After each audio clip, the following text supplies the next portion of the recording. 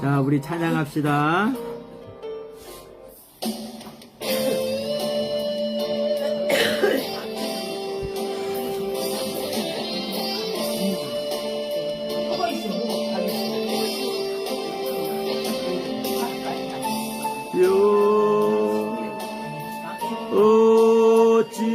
어찌하오리까 무거운 나의 짐을 주여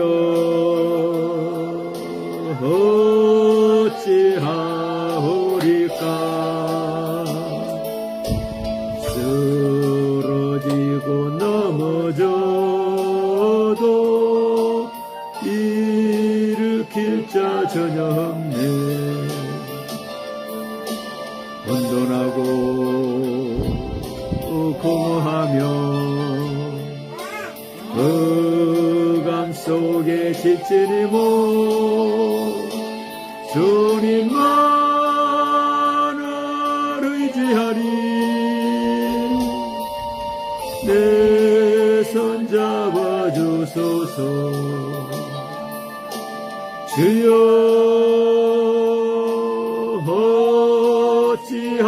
어찌하오리까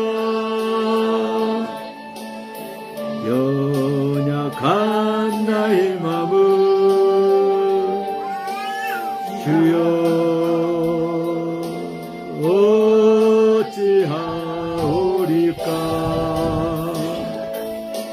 이 길 저 길 다 찾아봐도 쉴 곳 없는 나그네 길 고통 속에 헤매이다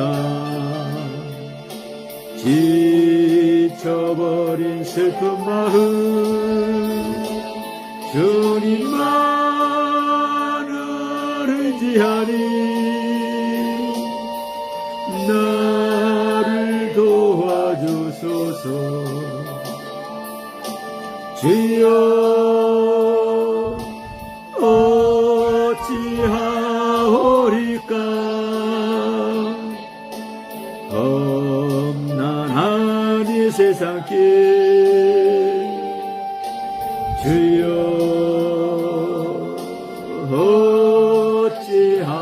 어찌하오리까 주님만이 나의 생명 나의 기쁨 나의 소망 성령의 굴 내게 주사 그 신 역사 이루시고 할렐루야 찬송하며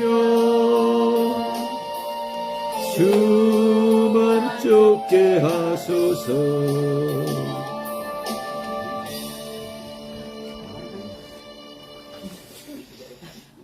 주님 어떻게 할까요? 찬양합니다.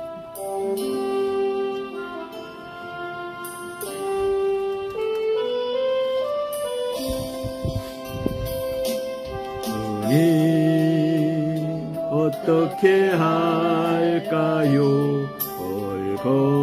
벌거벗은 이몸 주님 어떻게 할까요? 얻지 못하는 눈 나는 주님만 의지할래요. 주님만 바라볼래요. 주님 위에 옷 입혀주시고 성에 눈 뜨게 하소서. 어두워져 가는 이 세상 빛이 되어 살렵니다. 주님 어떻게 할까요? 베풀지 못하는 손 주님 할까요? 걷지 못하는 발 나는 주님만 의지할래요. 주님만 바라볼래요. 주님 주 사랑 베풀게 하시고 생명길 걷게 하소서. 썩어져가는 이 세상 소금 되어 살렵니다. 주님 어떻게 할까요? 듣지 못하는 귀 주님 어떻게 할까요? 말하지 못하는 일 나는 주님만 의지할래요. 주님만 바라볼래요. 주님 주 말씀 듣게 하시고 진리를 말하게 하소서. 진리가 메마른 이 세상 주의 복음 전하렵니다. 아멘. 자, 능력의 주님, 주님 어떻게 할까요? 우리가 부르시니까, 부르짖으니까 능력의 주님을 만나게 하시는 줄 믿습니다.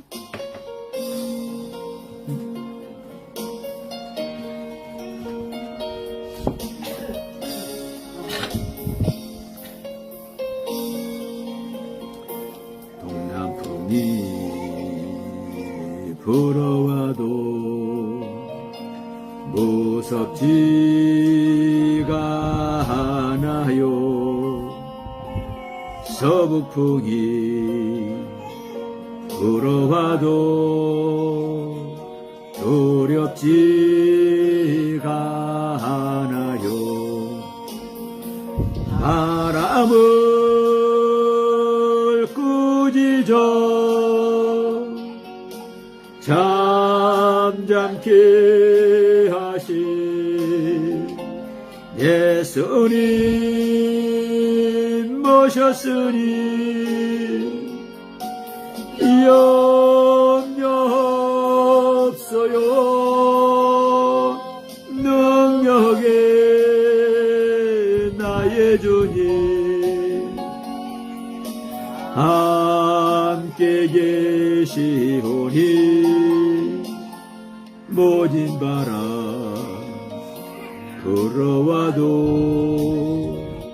찬양하며 살래요. 폭풍우가 몰아쳐도 무섭지가 않아요. 거센 파도 밀려와도 두렵지가 않아요. 파도를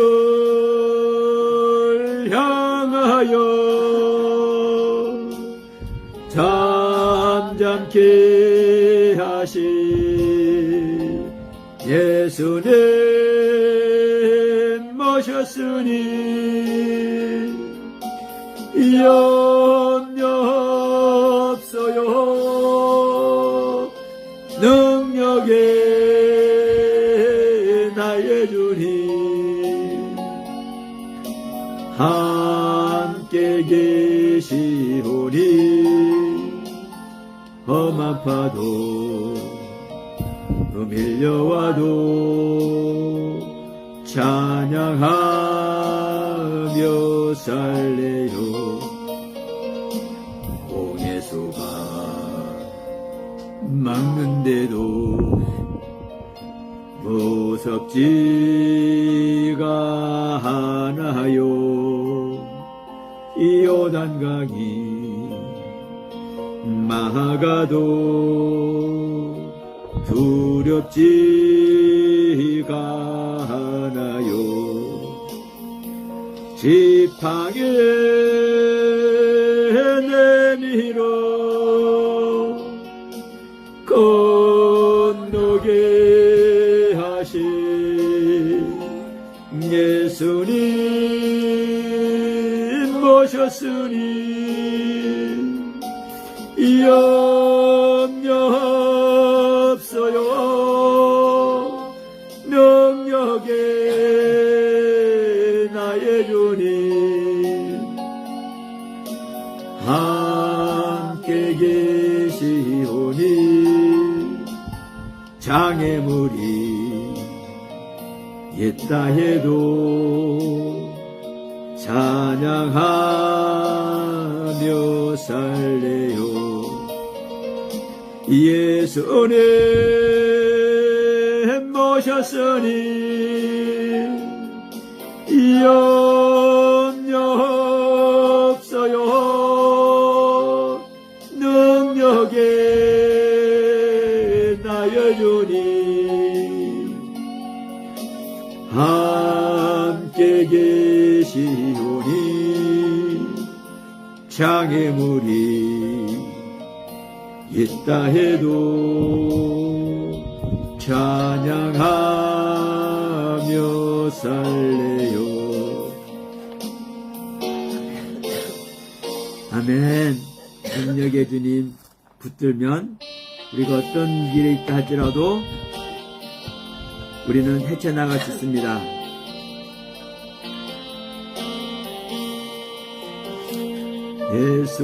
예수님을 외면하며 세상 따라 살던 중 교만 욕심 제약으로 내 뜻대로 방황하다 넘어지고 쓰러져서 세상 사람 조롱할 때 주여 어디 계십니까? 이제 울고 있어요. 사랑하는 자녀야 내 너를 위하여 사랑하는 아들까지 손과 발못 박았단다. 당자처럼 길을 잃고 절망 속에 헤매모 시기 질투 제약으로 내 뜻대로 살아가다 찢어지고 병들어서 세상 사람 외면할 때 주여 어디 계십니까? 이제는 찾고 있어요. 사랑하는 자녀야 내 너를 위하여 사랑하는 아들까지 가시면류관 썼단다. 가시밭길 제약길에 병든 몸 소중하다고 세상 부귀 쫓아가다 나의 영혼 썩어갔네. 만신창인 모습으로 주님 앞에 엎드려서 주님 어디 계십니까? 이제 만나주세요. 사랑하는 자녀야, 내 너를 위하여 사랑하는 아들까지 십자가에 달렸단다. 가시밭길 죄악길에 병든 몸 소중하다고 세상 보기 쫓아가다 나의 영혼 썩어갔네. 만순창인 모습으로 주님 앞에 엎드려서 주님 어디 계십니까? 이제 힘 만나주세요. 사랑하는 자녀야, 내 너를 위하여 사랑하는 아들까지 십자가에 달렸단다.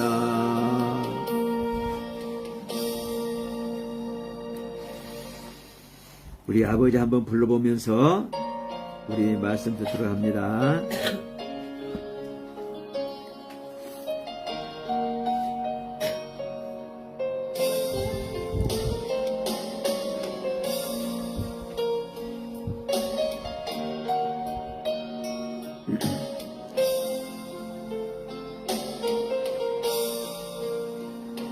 아버지 불러만 봐도 그 사랑에 눈물이 나요.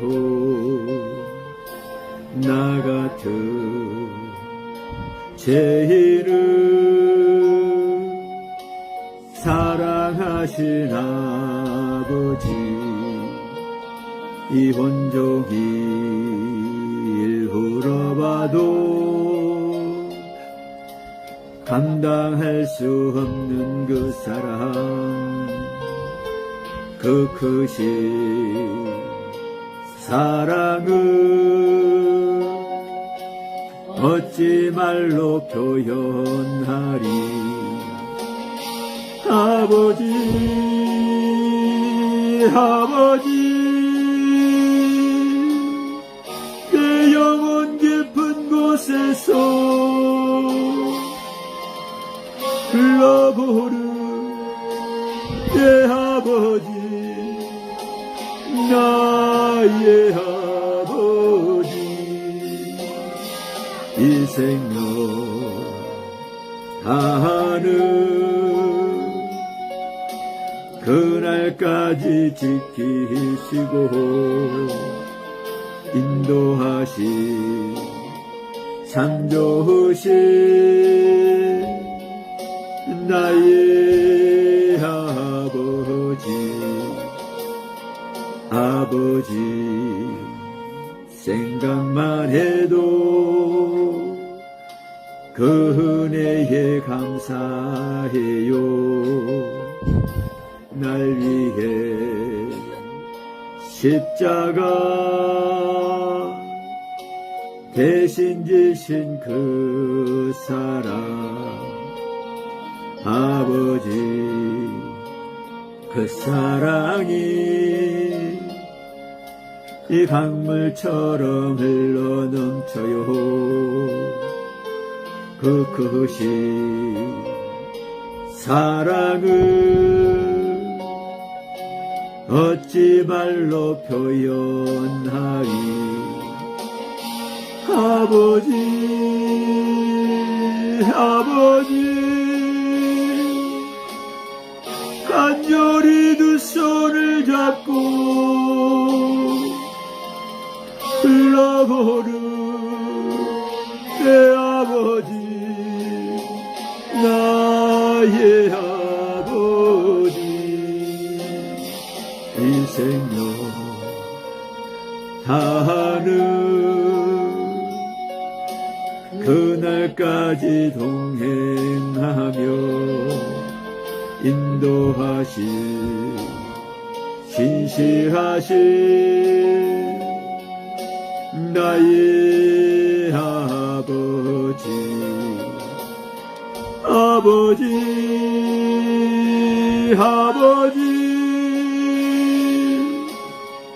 간절히 두 손을 잡고 불러보는 내 아버지 나의 아버지 그 생명 다하는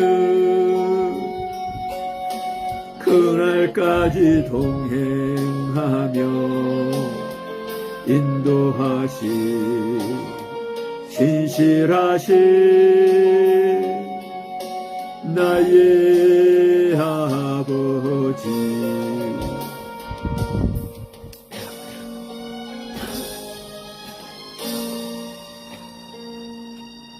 아버지 나의 아버지 신실하신 나의 아버지 나를 지키시고 나를 구원하시는 아버지 이 시간도 아버지 하나님 나에게 하늘 문 여시고 하늘의 음성 들려주시기를 소원하시는 나의 아버지 주님을 만나길 소원하고 주님과 하나 되길 소원하고 이 시간도 아버지 하나님 주님과 아버지 한 생명으로 연합되기를 소원해서 아버지 전에 무릎을 꿇었습니다. 성령님 이 한 시간 아버지 하나님 어찌하오리까 주님을 향해서 울부짖는 자 되게 하시고 주여 아버지 하나님 왜 나에게 고난이 있나이까 아버지 하나님 내가 가야 될 길이 어느 길이나이까 아버지께 묻는 자 될 수 있도록 성령님 인도하시고 함께해 주옵소서. 우리가 십자가의 경륜 아버지 번제단의 경륜을 아버지 하나님 우리가 말씀을 들었습니다. 내가 번제단에서 드려지는 나의 죄됨을 아버지 하나님 바로 알고 깨달을 수 있도록 도우시고 이제 그 안에서 다시금 물두멍의 경륜을 바라볼 수 있는 주님의 복된 자가 될 수 있도록 성령님께서 도우시고 인도하여 주시옵소서. 이 시간 주시는 말씀을 따라 아버지 하나님 진정 주님의 경륜에 함께 달려나갈 수 있는 주님의 모든 자들이 될 수 있도록 성령님께서 도우시고 인도해 주옵소서. 그렇게 하신 예수 그리스도의 이름으로 감사하며 간절히 기도드리옵나이다. 아멘. 자, 우리 물두멍 말씀은 출애굽기 30장 말씀입니다. 자, 번제단에 있는 물두멍과 내 안에 있는 물두멍의 경륜이 어떤지를 알게 하시는 말씀. 자, 출애굽기 30장 17절부터 21절 말씀 우리 같이 합독합니다. 여호와께서 모세에게 말씀하여 이르시되 너는 물두멍을 노스로 만들고 그 받침도 노스로 만들어 씻게 하되 그것을 회막과 제단 사이에 두고 그 속에 물을 담으라. 아론과 그의 아들들이 그 물두멍에서 수족을 씻되 그들이 회막에 들어갈 때에 물로 씻어 죽기를 면할 것이요 제단에 가까이 가서 그 직분을 행하여 여호와 앞에 화제를 살을 때에도 그리 할지니라. 이와 같이 그들이 수족을 씻어 죽기를 면할지니 이는 그와 그의 자손이 대대로 영원히 지킬 줄이니라. 아멘. 자, 이 물두멍 말씀을 하면서 지금까지 한 말씀 중에 무슨 말씀이 있습니까? 죽음을 면하게 하자라는 말씀 있죠. 이 물두멍에서 손과 발을 씻음으로 말미암아 죽음을 면하게 하자라는 이제 말씀을 하고 계세요. 그러면 여러분 이제 이 물두멍이 어떤 역할을 하느냐? 이 역할이에요. 지금 말했잖아요. 손도 씻고 발도 씻고. 네? 간단해. 자, 번제단에서 이제 짐승을 잡아서 드렸습니다. 그러면 짐승을 잡아서 그 짐승의 살을 다 사르고 이렇게 해서 했기 때문에 어떤 모습이 되어 있겠습니까? 피도 묻고 재도 묻고 그랬을 거 아니에요. 그런데 그 피도 묻고 재도 묻었어.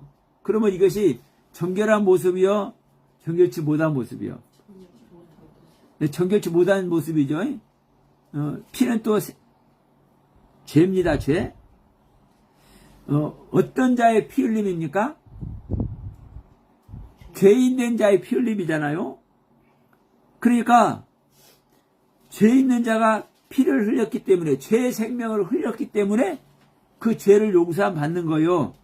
그러면 그 피 속에 어떤 생명이 있다? 예, 죄의 생명이 있다. 나의 죄의 생명을 바치는 거예요. 여러분, 피에는 생명이 있다라고 말하죠. 그럼 어떤 생명이 있겠어요? 예?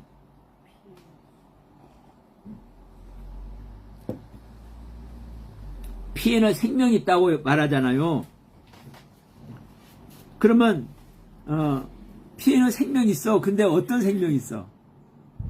어떤 경륜의 생명? 자, 우리는 긍정적으로 볼 수도 있고 부정적으로 볼 수도 있어요. 자, 믿는 자의 피는 믿는 자의 뭐예요? 생명이요. 그렇죠? 그 믿는 자는 부정적으로 말하는 것이 아니라 하나님을 제대로 믿는 자는 그 피가 어떤 피예요? 생명의 피죠. 믿는 자가 하나님의 생명을 받아서 믿는 것이 믿는 것이지, 내 생각대로 믿는 것을 믿는 게 아니에요. 하나님의 뜻과 하나님의 섭리와 하나님의 가르침 그대로를 믿는 것이 믿음이요. 근데 오늘날은 기독교인들 대부분이 자기만의 믿음을 믿어요. 그러니까 자기만의 믿음을 믿으니까 하나님의 세계에 못 가는 거예요. 하나님의 믿음의 세계, 하나님을 믿는 믿음의 세계, 하나님의 말씀의 가르침을 따르는 그 믿음의 세계, 거기를 가야 하나님의 세계가 열리고 하늘의 세계가 열리는데, 자기만의 세계, 자기만의 깨달음, 자기 인간, 아담의 상태에서의 믿음을 믿으니까 어느 세계에 있는 거예요? 아담의 세계에 있는 거예요. 자기 세계에 있는 거예요. 하나님을 믿기는 믿는데 자기 세계에 있어. 여전히. 자기 세계에 있는 자를 하나님은 뭐라고 얘기를 해요? 우리 말씀 자주 나누죠. 누가복음 13장에서, 누가복음 13장 25절로 27절에서 자기 세계에 있는 자, 자기 길에 있는 자, 문 닫아버리잖아요. 예? 문 닫아버린다니까. 계속 자기 세계에만 있는 자에게는 하나님이 어느 날 문 닫아버린다니까. 그리고 나는 너희를 모른다고 한다니까. 그러니까 기독교가 망해가는 게 뭡니까? 유럽 교회가 망했고, 미국 교회가 망해가고 있고, 한국 교회도 지금 망해가고 있잖아요, 사실은. 그 이유가 뭐예요? 자기 길에 있으니까, 자기 믿음 아래 있기 때문에, 하나님을 믿는 믿음, 하나님의 말씀 그대로의 가르침을 따라 믿으면, 어디가 있어요? 믿는 자가? 하늘에 가 있다니까. 여전히 나는 이 땅에 있어요. 나는 여전히 인천에 있어. 나는 여전히 인천에 있는데, 하나님의 가르침대로 말씀 그대로를 믿고 그 믿음 아래 있으면 어디에 있는 거예요? 하늘에 있는 거예요. 나는 여전히 이 땅에 있지만 하나님이 계신 곳이 하늘인 줄 믿습니다. 내 안에 하나님이 계시면 내가 천국이요, 천국 말 그대로. 그러니까 오늘날 기독교가, 이 기독교의 역사가 흥왕해. 막 부흥해. 근데 부흥하다 보니까 막 열심히 신앙도 발전시키고 막 열심히 기도도 하다 보니까 어느 날 사그라지네. 사그라져. 이렇게 사그라져. 유럽교회가 그렇게 됐고 미국교회가 그렇게 되고 있고 한국교회도 그렇게 되고 있어. 왜 정점이 올라가는데 한 대 사그러들어? 처음에는요 하나님이 막 응원을 해줘. 불릴 듯이 졸지도 않고 주무시도 않고 기도하는 자에게 무릎 꿇는 자에게 머리를 숙이는 자에게 목소리를 높여 아버지를 부르는 자에게 하나님은 은혜를 베풀어.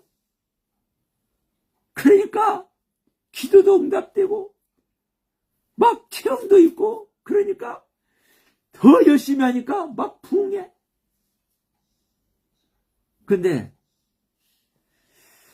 부흥하는데 열심히 은혜를 베풀어 주셨는데 열심히 사랑해 주셨는데 계속 그 자리에 있네.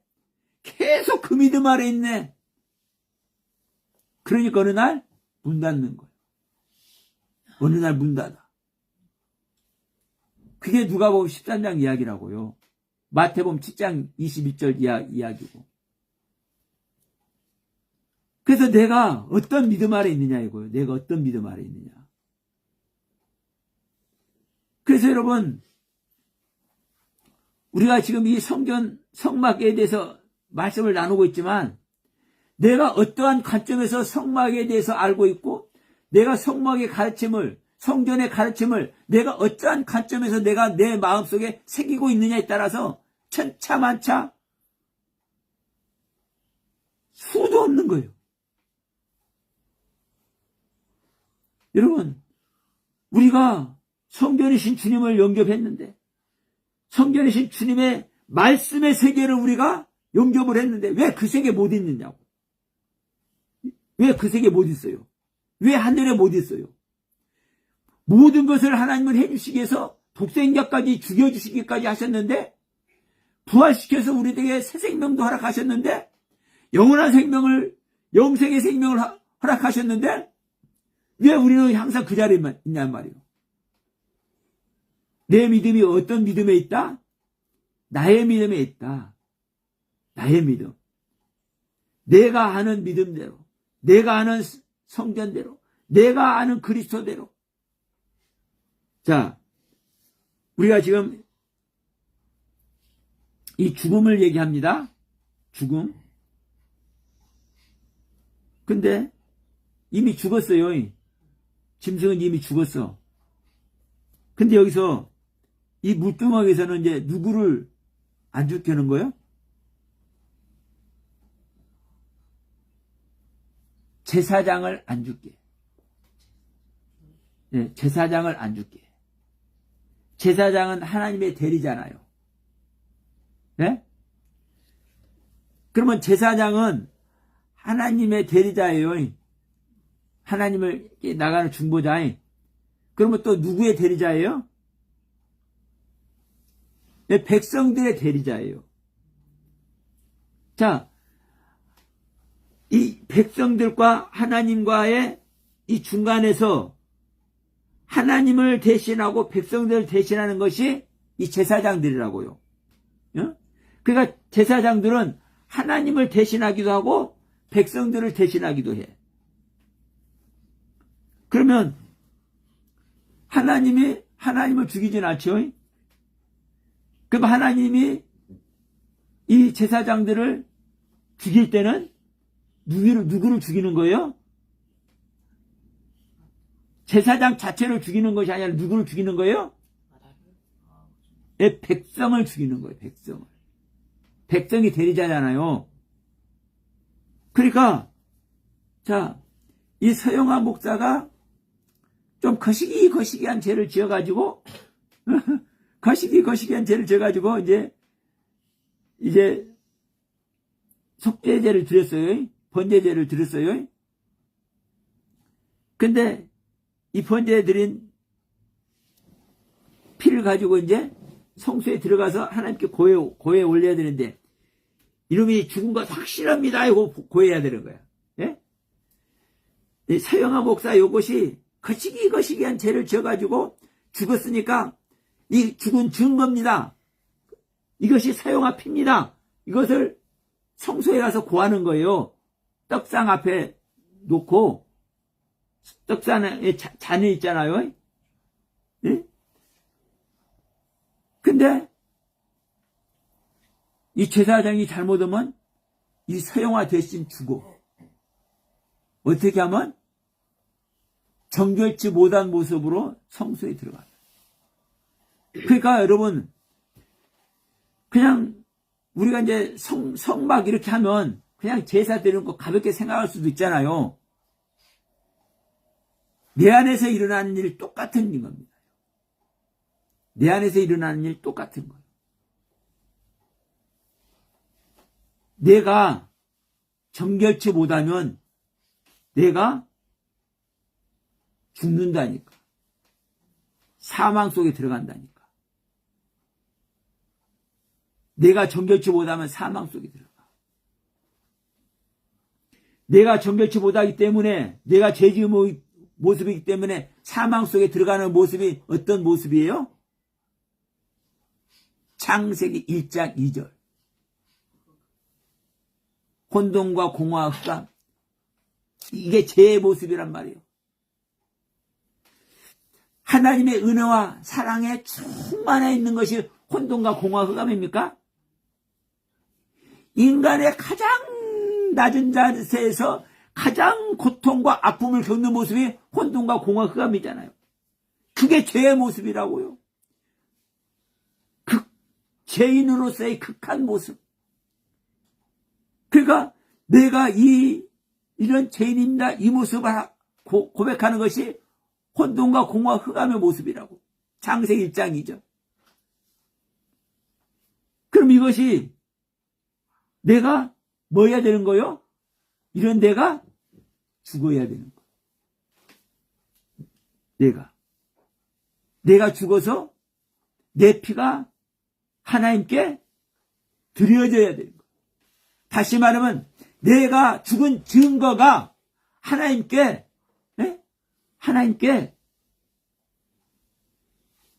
증명돼야 돼요. 증명. 하나님은 성교들에 있어야 안 있어요?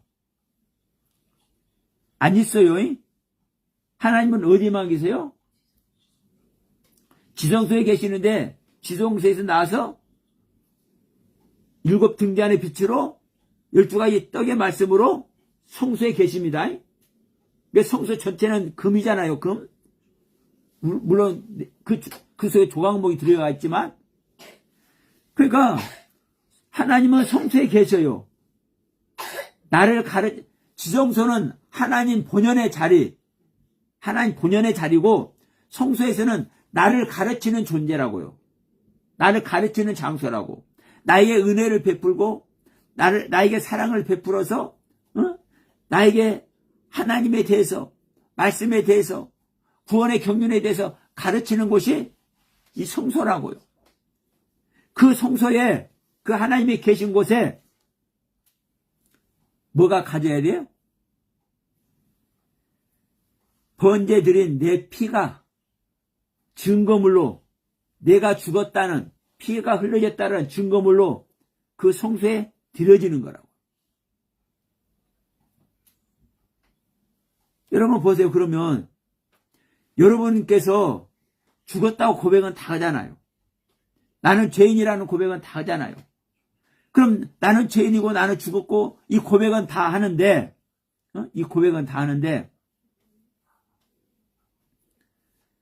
왜 하나님이 생명의 경륜으로 이끌지 않으실까?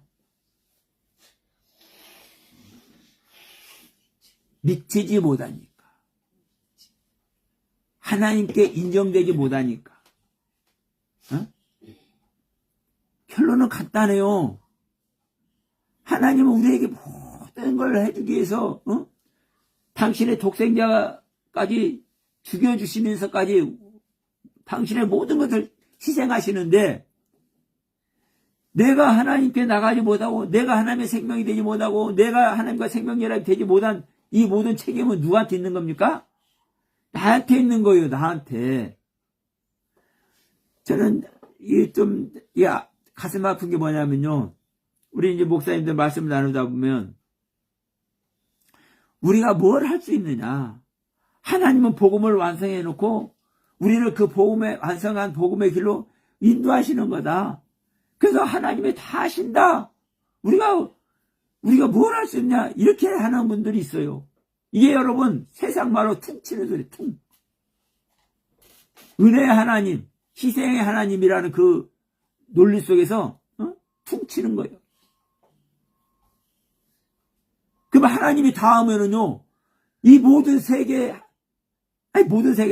하지 말고 적어도 교회에 다 나가서 예배하는 사람들은 다 하나님과 생명연합이 돼야 되지. 안 그래요? 하나님이 다 하는데 1, 2년도 아니고 10년, 20년 다녀도 왜 말씀을 찾지 못해서 말씀이 갈급해서 이 말씀 저 말씀 찾아다니겠습니까?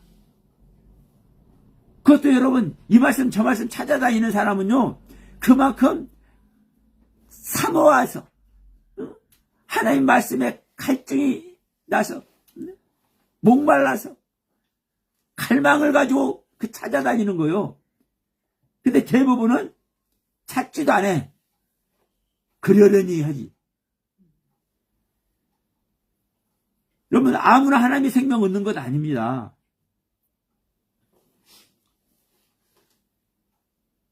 그러니까 어느 목사님도 자기를 위해서 서영호 목사님을 준비해놨다가 알려주신 거예요. 자기 입장에는 그렇게밖에 해석이 안 되는 거죠. 아니, 어느 날 갑자기 그렇게, 갈망했는데, 어느 날 갑자기 나타났는데, 자기 마음을 해결해버리니까. 물론 앞으로는 또 어떻게 될지 모르겠지만, 앞으로는요, 제가 실망스러운 말을 해가지고, 실망스러운 또 사람이 될 수도 있어요. 그러나 현재까지는, 지금 한 2달 넘었으니까 2달 됐는데, 적어도 이 정도만큼은, 여러분, 뭐 하는 겁니까? 성경이 분명히 말씀하잖아요. 구하고 찾고 두드리라. 구하는 자에게 주실 것이요. 찾는 자가 찾을 것이요. 두드리는 자에게 열릴 것입니다.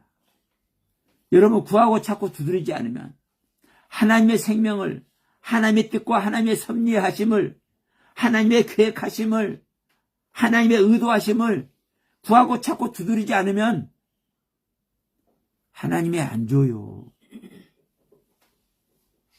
여러분 막말로 얘기해서 나는 뭔지도 모르겠어. 나는 뭔지도 모르겠어도 찾으면 줘야 안 줘요? 어떤 사람이 저녁에 손님이 왔는데 먹을 것이 없네. 그래서 옆집 가서 문을 두드려. 밤중에 잠자는데. 근데 하나님은 뭐라고 그래요? 야, 저 잠자는 것 예의도 없이 저렇게 하는 것 미워서 주지 않아야 당연한데 그래도 주어라. 그래도 주어라. 왜 두드리는지 구하잖아. 찾고 있잖아. 지금 두드리고 있잖아. 예의가 좀 없다 할지라도 구원의 경륜이 뭔지 믿음이 뭔지 기도를 어떻게 하는 건지 뭔지 모르는데도 불구하고 그래도 찾는다면, 그래도 구한다면, 그래도 뭔지 모르면서도 두드린다면 성령님이 안 하시겠냐고. 성령님이 안 알려주시겠냐고. 근데 현재 기독교는 이 생명의 경륜을 향해서 구하고 찾고 두드리지 않는다니까. 왜 번제단에서 죽어야 되는지, 그 피가 왜 물두멍을 거쳐서 성소에 들어가야 되는지, 왜 내가 죽어진 사실이 하나님 앞에서 확인이 돼야 되는지,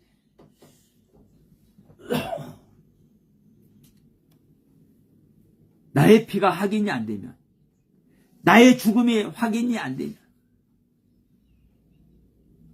우리는 다 내 머리 안에서 일어난다고 제가 분명히 말씀드렸죠.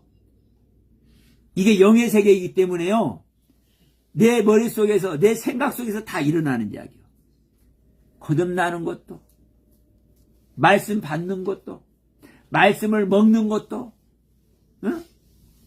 발을 씻기고 주권을 쓰는 것도 다 어디서? 내 머릿속에서, 내 생각 속에서, 나의 사고관념 속에서 다 일어나. 그러면 십자가 지는 것도, 내가 죄인이 되어서 회개하는 것도 다 내 생각과 내 사고 속에서 일어나잖아요. 근데 문제는 뭐냐면, 내가 하는 것은 하는 것이고, 내 하는 이것이 하나님 앞에 확인이 되느냐 안 되느냐요. 내가 죽어진 나의 피가, 나를 위해서 대신 죽은 짐승의 피가 성소에 들어가서 하나님 앞에서, 떡상 앞에서 하나님께, 아버지께 확인이 되느냐 안 되느냐. 확인이 안 되니까 내가 기도한 것도 헛것이고, 확인이 안 되니까 내가 예배한 것도 헛것이고, 내가 확인이 안 되니까 내가 고백한 것도 헛것이고, 나의 고백이 확인이 안 되니까 하나님을 찬양하는 그 찬양도 헛것이 되는 거예요.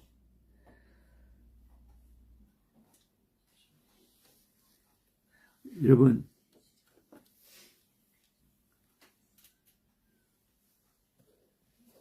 물두멍은요, 성소 앞에 이렇게 넓은 이 대야를 만들어요. 대야라고 하지만 이렇게 넓은 거예요. 그냥 이 조그만 세수하는 대야 정도가 아니라 이렇게 넓은 대야. 거기서 손도 씻고 발도 씻고 다 씻으니까. 근데 어디를 보냐면 38장을 한번 볼까요? 기록기 38장을 보면 38장 8절에 딱 한 절 나왔어. 논 물두멍을 만들다, 딱 한 절. 그가 놋으로 물두멍을 만들고 받침도 놋으로 하였으니 곧 회막문에서 수종드는 여인들의 거울로 만들었더라. 이 물두멍을 뭘로 만들었다고요? 여인들의 거울. 유리 거울이 아닙니다. 예, 그 당시는 놋이 거울이었어요. 놋거울이에요. 그러니까 놋을 반짝반짝 빛나면은 그걸로 거울이 돼. 예, 청동, 놋. 여러분, 우리 길 가다 보면 그 알루미늄 이 살찌 해놓은 데만 보더라도 그 맨들맨들한 데 보면은 우리 모습 보이잖아요. 그러니까 이 놋이 여인들의 이 거울이란 말이에요. 근데 이 물두멍을 여인들의 해막문에서 봉사하는 이 여인들의 거울로 만들었더라. 그러면 놋은 똑같지. 여인들의 거울에 놋은 다릅니까? 아니, 금반지는 다 똑같지. 금은, 아니, 순금은 똑같은 순금 아니에요. 근데, 이제 송아지를 만들 때도 귀걸이, 팔찌는 말했어, 안 했어요? 아니, 금송아지 만들 때 팔찌 갖고 오라고 해, 안 해요? 안 해요, 이? 귀걸이만 갖고 와, 귀걸이? 어? 그때 팔찌가 없었나? 아니요, 다 있었어요. 네, 코걸이도 있어요. 코걸이도 있고, 팔찌도 있고, 귀걸이도 있어요. 근데, 그 금송아지 만들 때, 어떤 것만 갖고 오라고 그래요? 귀걸이만. 예. 왜요? 귀로 듣는 것이 무엇이냐? 너희들이 귀로 듣는 것이 무엇이냐? 응? 그거 한번 갖고 와봐라. 근데 그걸 갖고 와서 불 속에 넣었더니 뭐가 나왔다고 그래요? 금소가지가 나왔다고 그래. 자, 처음에는 이제 아론이 각도로 좋아하겠다고 이제 나와요. 각도로 세겠다고 나와, 금송아지를. 근데 이제 모세가 모세가 이제 내려와가지고 이제 자기 형 아론한테 막 화를 내는 거예요. 형님은 말이야, 제사장이 되었고 말이야, 잘 좀, 백성들 데리고 있어야지. 그 뭔 짓거리 하고 있는 거냐고 이제 막 했겠죠. 이건 제 소리예요. 그러니까, 아니, 동생 너무 그러지 마. 내가 하나님을 만나게 달라니까, 그러면 너희들 귀걸이 한번 갖고 와봐라 그랬더니, 귀걸이를 갖고 오길래, 내가 그 귀걸이 내가 불에다 집어넣었거든? 그러니까 금송아지가 나오더라고. 그렇게 말한단 말이에요. 그 귀걸이를, 백성들이 가져온 귀걸이를 불 속에 집어넣었더니 금송아지가 나왔대. 그게 무슨 말입니까? 자기들이 듣고 섬기는 그 하나님이 우상의 하나님이라는 거예요. 백성들이 섬기는 하나님이 우상의 하나님이라는 거예요. 너희들이 눈으로 보고 그 하나님을 제대로 섬겼으면 그 하나님을 배신 안 하는데, 그 하나님을 찾지 않았는데, 그 하나님을 궁금해하지도 않는데, 귓구멍으로만 들어가지고, 소문으로만 들어가지고, 확신이 없는 그 하나님을 믿으니까 그것이 바로 우상이다. 그러니까 그 하나님이 안 보이니까 그 하나님을 찾고, 그 하나님이 안 보이니까 그 하나님이 없는 것 같이 너희들이 불안하지? 이런 소리거든요. 근데 이제 다시 돌아갑니다. 이 물두멍으로. 이 물두멍을 뭘로 만들었다고요? 거울로 만들었다고. 여인들의 거울로. 놋은 똑같은 놋인데 거울이란 의미. 거울의 그 기능은 뭡니까? 네, 자기 자신을 그대로 보는 거잖아요. 자기 자신 그대로 나타나는 거예요. 자, 그러니까 이 첫째는 자기 모습을 있는 그대로 드러내는 거예요. 자기 모습을 있는 그대로. 그리고 씻기 전에 자기의 모습이 어떤 것인지 봐주는 거야. 그 물두멍에 딱 봤을 때 자기가 어떤 상태인지. 자, 외형이 아닌, 어떤 외형? 내 얼굴의 이목구비 외형이 아닌, 내가 잘생겼는지 못생겼는지 이런 외형이 아닌 나의 상태. 내가 뭐 묻었는지 안 묻었는지 나의 상태. 우리는 이 영적인 상태를 깨뚫어 봐야 될 줄 믿습니다. 내 안에 물두멍이 없으면 자기 자신을 돌아보지 않아요. 자기 자신을 돌아보는 것이 물두멍의 역할이라고요. 내가 어떤 존재인지 하나님 앞에서, 말씀 앞에서, 물 앞에서, 거울 앞에서, 말씀의 거울 앞에서 확인하는 것이 이 물두멍의 역할이라고요. 여러분, 우리는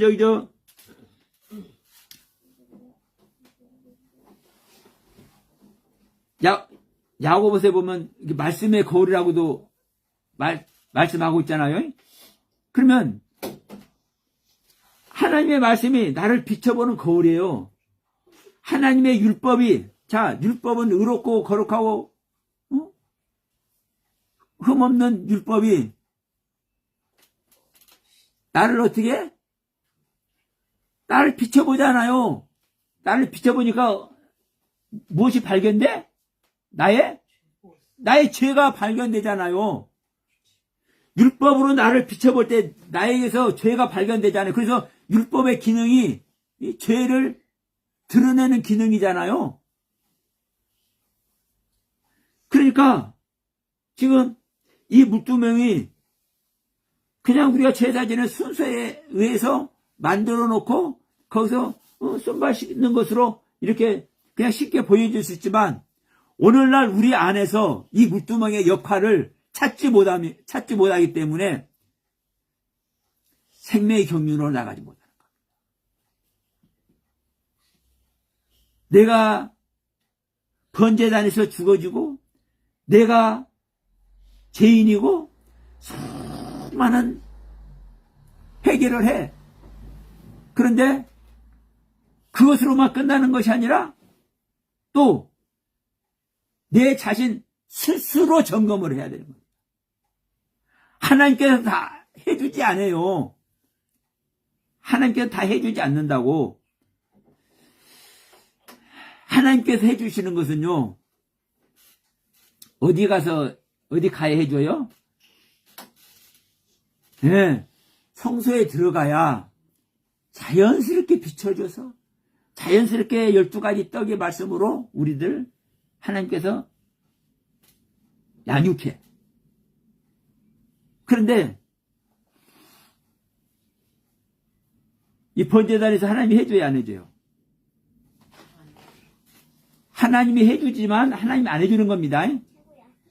죽으면 하나님께서 나 죽여줘야 안 죽여줘요?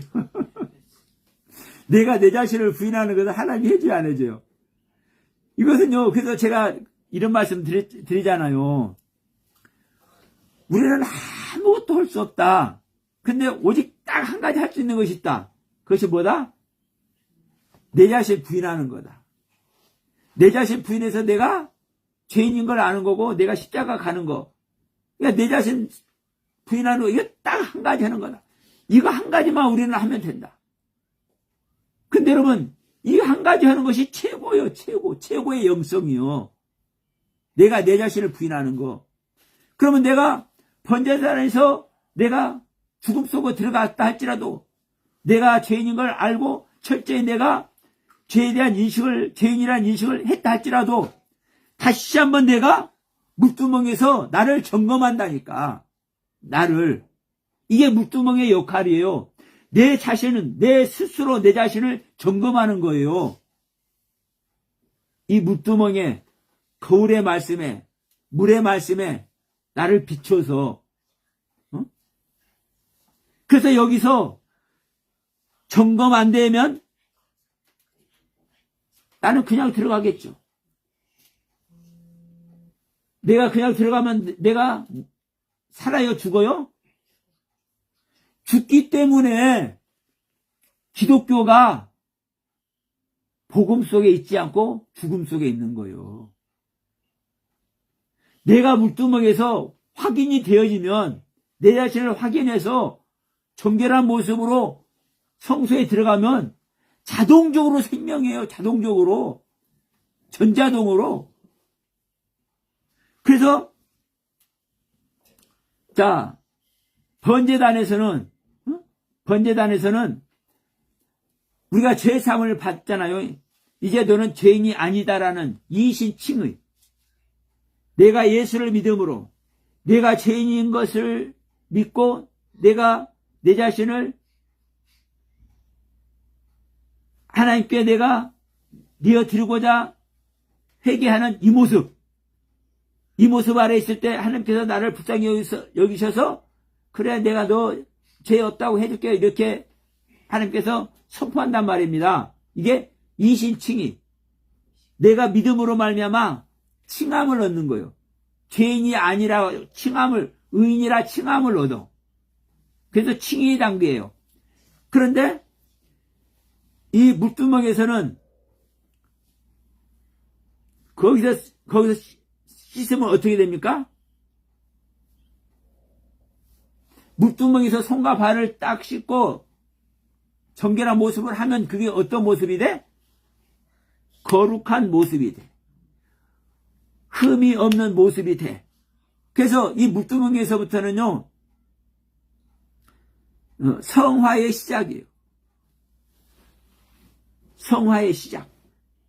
그래서 성소에 들어가서 내가 성화되는 거예요. 그리고 지성소에 가서는요, 성화를 넘어서 영화의 단계예요. 서영화 영화가 아니라 영화의 단계, 영광스러움에 동참하는 단계란 말입니다. 성화는 나의 모습을 끌어올려서 하나님과 함께 될 수 있는 모습으로 성숙 단계를 말하는 거고, 영화의 단계는 하나님의 영광이 동참하는 단계란 말이에요. 지성소가. 그런데 가장 먼저 거룩함이 시작되는 곳이 어디다? 이 물두멍이다, 물두멍. 내 자신을 최종적으로 점검하는 곳. 예?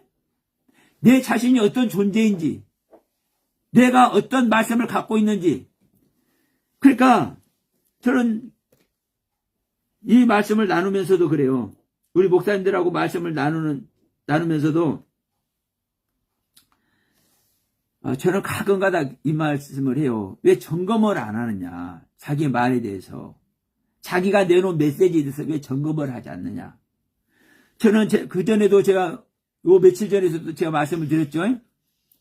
어떤 목사님이 삼일체론이 왜 꼭 삼일체가 존재론으로만 말을 해야 되느냐 이 말이에요. 존재론적으로만 왜 얘기를 해야 되느냐. 하나님의 일하신 사역으로 말을 해도 되지 않느냐. 그러니까 그것도 일리가 있잖아요. 지금 하나님의 일하심 자체가 또 존재가 완성되는 모습이니까. 그러나 여러분, 사역의 그 모습과 존재의 실체는요 다른 거예요. 그러면 저에게 지금까지 깨달아진 세계가 있고 입혀진 것이 있지만 저는 그 상태에서 어떻게 했다고요? 집에 와서 헬라어 히브리어 원문 사전 펴놓고, 원문 프로그램 펴놓고, 히브리어 헬라어 사전 갖다 펴놓고, 우리 한글 성경 펴놓고 다시 점검을 해. 진짜 이것이 내가 전한 것이 존재론적으로 나는 전했는데 혹시라도 사역적으로 하나님의 일하심으로 볼 수 있는 부분이 한 부분이라 있는지 제가 찾아보는 거예요. 제가 알고 있는 말씀의 세계가 옳은지 옳지 않은지 성경에 견주어서 성경의 겨울로 성경의 말씀의 거울로 봐서 내가 흠이 있는지 없는지 다시 점검한단 말이에요. 예를 들어서 설령 제가 그것을 분별하고 구별하지 못하는 존재라 한다 할지라도 제 입장에서는 점검한단 말이에요. 제 자신에 대해서. 제 자신에 대해서 점검할 때 성령님이 함께 안 할 것 같습니까? 저는 이것 때문에 오늘날 이 모습 아래 있는 거예요. 제 자신을 점검하는 모습 때문에. 그러니까 저는요, 나름대로 재단에서, 번제단에서 나를 드려지는 모습, 어떤 모습인지 성령님께서 가르쳐 주세요. 가르쳐 주시는데, 수시로 제가 제 자신에서 점검하는 이 모습, 이것을 저는 가지고 있다 보니까, 오늘날 저하고 거듭남의 은혜 속으로 들어간 분들이 몇 분 계세요. 그 기간 차이가 얼마 나지 않는 목사님들이. 그럼에도 불구하고 저는요, 하나님 앞에 당당히 말할 수 있습니다. 저는 발전되어 왔습니다. 근데 그 중에는 발전되지 않은 분들도 계시고요, 더 후퇴하신 분들도 계십니다. 거듭남의 은혜를 입고 있음에도 불구하고. 누구와 같이? 데마와 같이. 데마가 처음에는 사도 바울하고 동역을 했잖아요. 동역을 했는데 어느 날 세상을 사랑해서 데살로니가로 가버렸어. 어떻게 하고? 내가 저기 가서 하나님의 말씀을, 복음을 잘 전하겠습니다. 그렇게 간 것이 아니라 사도 바울이 뭐라고 표현하냐면 나를 버리고 갔다라고 표현합니다.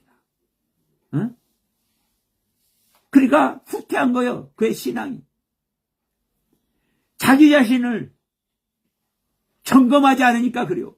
내가 가진 말씀의 세계를, 내가 깨달아진 말씀의 세계를 점검하지 않기 때문에 그래요. 이게 물두멍의 역할이 내 안에 물두멍에 작용을 하는 그 경륜의 세계가 없기 때문에 더 하나님의 경륜에, 하나님의 은혜 자리에 나가는 것이 막히는 거예요. 여러분, 우리는 이 모습 버려야 될 줄로 믿습니다. 그러니까 여러분, 자, 이렇게 말씀을 드려볼게요.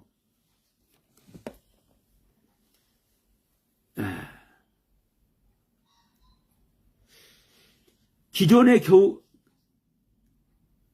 여인들의 거울로 만들었다 있잖아요. 그러면 여인들의 그 거울, 그 기존의 거울은 내가 어떻게 보이는가죠. 그렇죠. 내가 어떻게 보이는가, 이걸 보는 거잖아요. 여인들의 거울로는. 근데 이 여인들의 거울, 내가 어떻게 보이는가로 가지고 온 이걸로 말미암아 물두멍에 이제 거울로 만든 거예요. 물두멍을 만든 거예요. 그러면 이 물두멍의 거울은 어떻게 보는 거예요? 내 모습만이 아니라 하나님 앞에서, 나는 하나님 앞에서 어떤 상태인가를 보는 거예요, 여러분. 예? 그냥 거울은 내 모습만 본다니까. 근데 내 모습만이 아니라 조금 전에 제가 말씀드렸죠. 제가 말씀을 전하는데 어느 목사님이 꼭 그 말씀을 그렇게만 전해야 되나요? 이것을 이제 제시했을 때, 이런 의문을 제시했을 때 저는 이 부분을 가지고 어떻게 한다고요? 하나님 앞에서 하나님의 거울로, 이 말씀의 거울로 내 상태가, 내가 전하는 말씀의 상태가, 내가 전하는 영적인 말씀의 상태가 어떤 상태인지를 확인하는 거예요. 이게 중요해요. 여러분, 설령 그 바람이 불고 그럴 때는, 그리고 사막은, 그 중동 지방은 바람 불고 그럴 때는요, 그 바람이 엄청 불니다. 그러면 그 제사를, 번제를 드릴 때, 제물을 태우고 그럴 때 바람 불어요, 안 불어요? 엄청 많이 불고 그럴 때는 그 짐승을 태운 제가 이 제사장 옷에 하나라도 묶었어요, 안 묶었어요? 묻죠. 많이 묻는 거예요. 근데 그가 이것만큼도 묻어있지 않게 전부 털어낼 수 있을까요? 요즘은 같으면 예하로 컴프레셔가 있어가지고 예하로 쫙 해버리고 지공 상태로 해버리면 완전히 100% 반도체 같은 거 만들 때 거기 그 진공 공간을 통과하면 그 먼지 자체가 싹 빨아들여가지고 먼지 한 톨 없이 그 모습이 깨끗한 모습이 된단 말이에요. 그러면 현대에서는 이렇게 할 수도 있어. 근데 그 당시에는 그렇게 할 수 있는 것이 있다 없다? 없어요. 제가 막 바람 정의하니까 그 에봇 그 제사장 옷은 이제 바지같이 입어서 그 아랫단을 딱 이렇게 묶어버리면 안으로 안 들어가겠지만 치마같이 생겼단 말입니다. 에봇이, 제사장 옷이. 그러면 바람 불면 그 속으로 들어가겠어, 안 들어가겠어? 그러면 다 못 털어내는 거요. 그럼에도 불구하고 물두멍에서 자기 자신을 확인하는 과정, 이게 중요한 거예요. 이게 깨닫는 은혜가 있으시길 주의 입으로 축원드립니다. 그러니까 오늘날에도 내가 내 안에서 있어지는 말씀들을, 내 안에서 깨달아지는 말씀들을 성경에 내가 성경 알지도 못하는데 무슨 확인하냐 이렇게 말할 수도 있어요, 여러분들이. 그러나 여러분들이 마음을 가지고 말씀 앞에 엎드리기라도 하는 이 모습, 이걸 말하는 거예요. 내가 죄를 모두 다 깨끗이 해결해서 내가 죄를 해결하는 게 아니라고 항상 말씀하죠. 내가 죄를 해결하고자 하는 그 마음, 그런 관점의 시각, 이게 중요한 거란 말이에요. 그러니까 말씀도 내가 분별하지도 못하고 구별하지도 못함에도 불구하고 하나님, 내가 이런 것이 있었는데 이러한 사건이 있었는데 이러한 모습들이 있었는데 성경을 볼 때 이러한 또 마음도 있었는데 이것이 주님 맞나요? 우리는 그냥 하는 것보다 이왕이면 이 성경책 앞에서 그냥 아무 군데나 하는 건 그때 자기가 좋아하는 어느 말씀 펼쳐놓고 손이라도 얹고 주님, 내가 까막눈이어서 내가 이거 알지도 못하는데 내가 구별하고 분별하지도 못하는데 그럼에도 주님 말씀을 점검하고 싶은데 주님 어찌해야 할까요? 이렇게라도 한다면 여기에 하나님께서 성령님께서 일하신다고요. 이게 내 자신을 점검하는 방법이요. 그래서 이 물두멍에서 나의 모습을 해결할 때 성소에 들어가는 겁니다. 그러면 이제 이 부분만 하고 오늘 이제 말씀 마치도록 할게요. 번제단에서 분향소까지 이제 이 모습을 한번 살펴봅니다. 번제단은 죄를 위한 희생의 제사를 드리는 곳이죠. 그래서 피 흘려서 죄사함을 받는 곳이 이 번제단이에요. 이 번제단이 예수 그리스도의 십자가의 사건이라고 말씀을 드렸죠. 그럼 여기서 아까도 얘기했습니다. 이 번제단에서는 무엇을 얻어요? 하나님으로부터 의롭다 하는 칭을 얻어요. 의롭다 하심을 얻어요. 자, 이제 물두멍에서는 제사장이 손발을 씻는 겁니다. 물두멍에서는 제사장이 손발을 씻는 거예요. 다시 말하면은요, 정결의 삶을 우리들이 삶 속에서 정결한 삶을 살고자 하는 그 씻음. 조금 전에 제가 설명했습니다. 내가 씻는다 해서 씻는 것이 아니라고.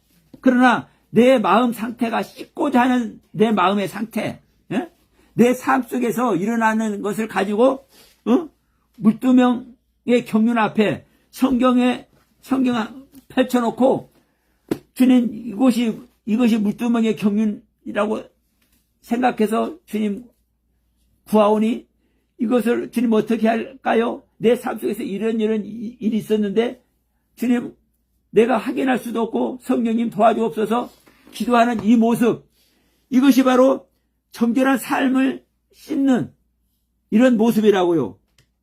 다시 말하면 말씀을 통한 회개의 모습. 네? 그렇죠? 말씀과 회개를 통한 나의 삶을 정결케 하는 모습.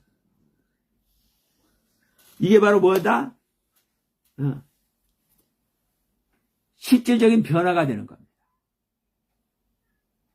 여기서 성화가 그래서 시작된다고 말한 거예요. 내가 하나님 앞에 회개를 통해서, 말씀을 통해서 내가 정결한 삶의 그 고백을 할 때 성령님이 일을 해요, 안 해요? 하는 거예요. 그래서 이러한 나의 고백이 드려질 때 나의 삶에 변화가 일어난다니까요. 나의 삶에. 그러면 여기서 변화가 일어날 때 이 변화를 가지고 어디 들어가는 거요? 이제 성소로 들어가잖아요. 성소로 들어가면 가장 먼저 만나는 게 뭐예요? 등잔이에요. 등잔, 빛. 그러면 이 등잔은 빛을 제공하는 거예요. 그래서 가장 먼저 빛을 만나. 들어가자마자 빛이 보이는 거잖아요. 그러니까 이 빛은 뭐다? 하나님의 빛이고 진리로 인도함 받는 모습이잖아요. 다시 말하면 성령님께서 조명하는 거예요. 우리가 어떤 말씀을 놓고 회개하고 그럴 때 그 말씀에서 깨달음의 세계 속에 들어가잖아요. 이게 빈 뜻을 만나는 거라니까. 이 진리로, 이것은 진리고 이것이 바로 우리를 인도하는 거예요. 이게 바로 성령님의 조명이라고요. 나를 알게 하는 거예요. 성령님께서 나에게 은혜 베푸시는 거예요. 깨달음으로. 그래서 우리는 이 성령님의 조명으로 말미암아 실제로 말씀의 세계를 보는 것이고, 우리가 성령님의 조명으로 말씀을 보는 이것이 바로 뭐다? 영적인 인식을 하게 되는 거예요. 영적인 인식. 이때 번제단이나 물두멍에서는 내가 영적인 세계를 인식할 수 있어요, 없어요? 없는 겁니다. 이것은요, 나의 것을 해결하는 거예요. 나의 것을 해결하고 성소에 들어갈 때, 이 성소에서 빛을 만날 때, 빛의 주님을, 성령님의 주님을 만날 때, 드디어 영적인 세계를 내가 인식하게 되는 거예요. 그 다음에 뭐를 만납니까? 떡상을 만나줘요. 진설병상. 그러면 이 진설병상에는 12가지 지파의 떡이 있다고 그랬죠? 이 12가지 지파의 떡은 뭐라고 얘기했습니까? 지속적인 말씀의 공급. 안식일마다 이 떡을 다시 만든다고 그랬죠? 그래서 항상 이 떡은 쌓여 있는 거예요. 진설병상에. 그래서 지속적인 그 하나님과의 교제와 그 하나님의 공급. 다시 말하면 생명의 양식이 생명의 양식. 우리가 이 생명의 양식이 못 먹기 때문에 여기저기 찾아다니는 겁니다. 빛을 만나지 못하고 등대의 빛을 만나지 못하고 떡상의 떡을 만나지 못하기 때문에 영적인 세계를 인식하지 못하고 생명의 양식이 없기 때문에 말씀의 분별을 못하는 거예요. 생명의 양식이 들어보십시오. 어떻게 말씀의 분별이 안 되겠습니까? 그러니까 이 성소를 들어가야 이게 해결이 되는 거예요. 성소를 들어가야. 그러니까 이 모습을 통해서 우리가 하나님과의 지속적인 관계가 유지되는 겁니다. 이 모습 속에서. 자, 빛을 통해서 영적인 인식이 되고 12가지 떡의 말씀의 경륜들의 생명의 양식으로 말미암아 내가 실질적인 말씀의 가르침이 내 안에서 있어지네. 이게 저만 하더라도 제가 말씀 공부 안 하는데 말씀이 그냥 알아진다고 항상 말씀드렸죠. 왜요? 내가 떡을 먹으니까 떡이 먹는 것이 생명되는 거야. 더 큰 떡으로 나타나는 거예요. 여러분 오병이의 기적을 생각해 보십시오.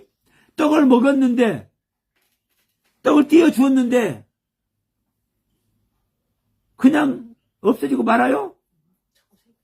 더 많이 생겼잖아요. 12바구니가 남았잖아요. 그러니까 내가 말씀을 먹고 내가 말씀이 소화되면 더 큰 말씀으로 펼쳐져 나온다니까요. 그러니까 지속적인 하나님과의 관계가 설정이 되는 거예요. 그 다음에 이제 마지막으로 이제 분향단이 있습니다. 분향단은 말씀 안 드렸는데 상관없어요. 이 시간 이 말씀으로 분향단 다 얘기를 했대요. 분향단은 향을 올려드리는 거예요. 말 그대로 향을 피우는 것이 분향단은. 이 향을 올리는 것이 뭐다? 기도의 기도, 하나님과의 소통. 이게 성도의 기도라고요. 그럼 보세요. 저는 이제 이걸 보면서 다시 한번 또 생각합니다. 우리는 번제단에서 기도해야 하네요.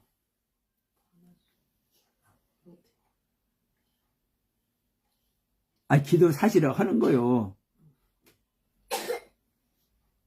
왜냐하면 내가 죽어야 되잖아. 예? 내가 죽는데 기도하겠어 안 하겠어? 주님 불쌍히 여기셔서 기도하잖아요. 모든 기도 다 하는 거예요. 번제단에서도 기도하고 물두멍에서도 기도하는 거예요.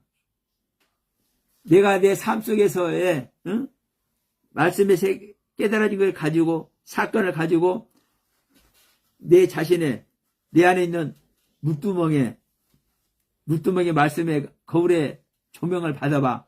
그때 기도 안 나오겠어요? 기도하는 거예요. 근데 자, 중요한 것은 제가 이렇게 말씀하죠.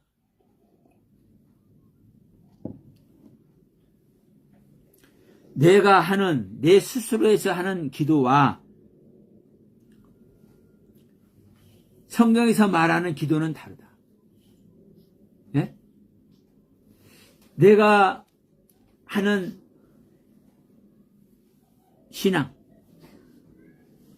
내가 믿는 믿음, 나의 믿음이죠. 그러나 성경에서 말하는 믿음은 다르다. 똑같은 표현이에요. 우리는 항상 기도하는 거예요. 예수님 만난 이후로, 예수님을 영접한 이후로 항상 기도하는 거예요. 그렇잖아요. 수많은 경험을 했을 겁니다. 그러나 그 기도는 내 스스로 나의 유익을 위해서, 또 내가 하나님께 더 나아가기 위해서 내 자신을 복종시키는 차원에서 내가 나의 기도를 하는 것이지, 성경에서 말하는 기도는, 분향단의 기도는 그런 기도가 아니에요. 분향단의 기도는 어떤 상태에서 하는 기도냐? 자, 빛을 받았을 때, 성령님의 조명 아래 있을 때 뭐가 된다고 했습니까? 영적 인식이 된다고 그랬죠. 영적인 세계가 인식이 돼. 나의 그 의지로. 12가지 떡, 생명의 말씀을 통해서 하나님과의 교제가 이루어질 때 하나님의 뭘 알게 되는 겁니까? 하나님의 뜻과 섭리를 알게 돼. 내 생각대로가 아니라. 에? 그래서 거듭난 존재만 어디가 있는 겁니까? 내 성소에 들어가는 거예요. 거듭나지 않는 존재는 성소에 못 들어가. 그럼 거듭난 존재가 성소에 들어갔을 때 빛의 말씀으로, 성령의 조명으로 영적 인식을 하게 되고 12가지 말씀의 떡으로 말미암아 생명의 말씀, 가르침의 세계를 내가 하나님과의 교제 속에 인지하게 되는 거예요. 그러면 말씀을 깨달아도, 말씀을 받아도, 말씀을 구별하고 분별해도 누구의 뜻대로? 하나님의 뜻대로. 이 하나님의 뜻대로 하나님의 말씀 세계를 구별하고 분별하고 인식할 때, 이때 올리는 기도. 이때 올리는 기도가 분향단의 기도인 거예요. 그러니까 나의 상태에서 하는 기도는, 이것도 여러분 폄하하면 안 되는 거예요. 인간의 상태에서 하는 기도도 폄하하면 안 돼요. 이거 정말 중요해요. 내가 인간의 상태에서, 내가 죄인의 상태에서 하는 기도, 그 기도를 통해서 우리는 어디까지 가는 겁니까? 물두멍까지 가는 거예요. 그 물두멍까지 잘 헤쳐나가야 되는 거예요. 그래서 들어갔을 때는 이 인간의 기도는 하겠습니까? 안 하겠습니까? 그래서 제가 기도를 잘 못해. 인간의 상태에서 하는 기도를 뚝 끊어져 버렸기 때문에, 기도 자체가 안 나와요. 근데 어떨 때는 하게 해. 갑작스럽게 전혀 생각지도 않은 사람 생각나게 가지고 막 기도 시킬 때도 있어요. 성령님이. 물론 그렇게 길지는 않지만. 그러면서 저는 어떤 상태냐, 기도의 상태가 항상 내 마음에 품는 거예요. 주여 아버지, 이 자체가 기도예요. 그리고